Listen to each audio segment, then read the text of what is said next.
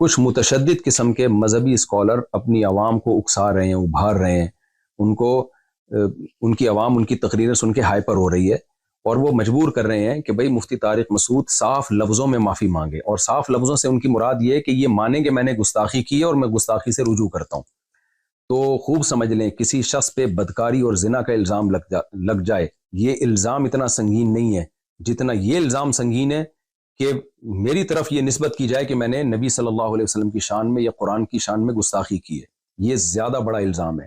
زانی زنا کرنے والا کافر نہیں ہو جاتا، لیکن گستاخی ایک ایسا جرم ہے کہ اس سے انسان اسلام سے خارج ہو جاتا ہے، مرتد ہو جاتا ہے۔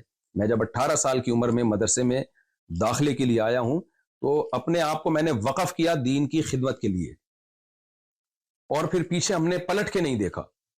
تو کیا ایسا شخص یہ مان لے گا کہ میں گستاخ ہوں یا میں نے گستاخی کی ہے؟ ایک عام ادنا سا مسلمان اس لفظ سے نفرت کرتا ہے، وہ کبھی گستاخی کی نسبت برداشت نہیں کرے گا۔ تو یہ ہلکا جرم نہیں ہے نبی صلی اللہ علیہ وسلم کی شان میں گستاخی۔ جب جرم کی نوعیت سنگین ہوتی ہے تو اس کے لیے ثبوت کے لیے بھی سنگین قسم کے شواہد چاہیے ہوتے ہیں۔ لہذا میں یہ نہیں تسلیم کرتا کہ میں نے گستاخی کی ہے۔ جو غلطی مجھ سے ہوئی ہے اس پہ میں معذرت کر چکا ہوں۔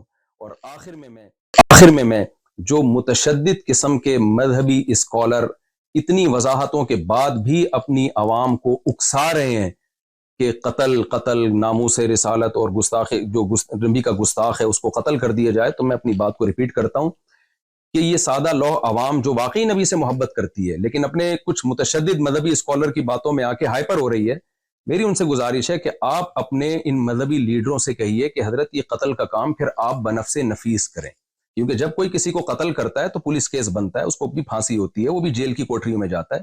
تو حضرت جنت میں جانے کا شوق صرف آپ ہمیں کیوں دلا رہے ہیں؟ آپ خود یہ کام کیوں نہیں کر لیتے؟ آپ خود جائیں، مفتی طارق مسعود صاحب کو آپ قتل کرنے کی کوشش کریں اور جنت کمانے کی آپ کوشش کریں۔